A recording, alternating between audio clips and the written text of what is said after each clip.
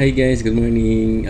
Welcome po sa bago po nating vlog at thank you. So shout out po pala sa mga supporters po natin dyan, sa mga followers po natin. Maraming salamat po sa pagsuporta at sa pagtingkilik po sa video po natin. So ayun po at pasensya na po at nawala ho tayo bigla. Although kakasimula pa nga lang natin mag-vlog tapos bigla ho tayong naglaho. Ganito po kasi pinag-iisipan po natin kung anong klaseng video po ang ipapalabas po natin.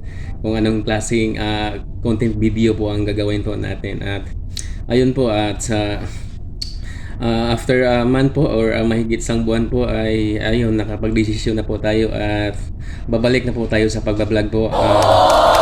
Ayun, ngayon po at magandang balita po at good news po sa mga supporters po natin, sa mga followers po natin dyan.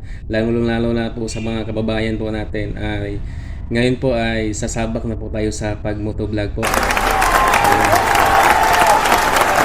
Motovlogging po yung napili natin dahil po nakita ko po na mas marami po tayong matutulungan po dito. Ayun, so dahil dyan at bumili po ako ng gamit ito po. Sports cam po natin. Ito po pong gagamitin po natin sa pagbablog po, sa pagmumotovlog. Ito po, pina-LBC ko pa ito eh. Galing pa ito sa malayo po. Actually guys, matagal na po natin itong ginagawa dati po. Kaya lang po hindi po siya naka-video. At naka-private po tayo lagi dati po. At ngayon po, subukan naman natin po na ilabas po yung mga ugaling Pinoy po. At subukan din natin po na ipapakita sa mga tao po dito po sa social media po.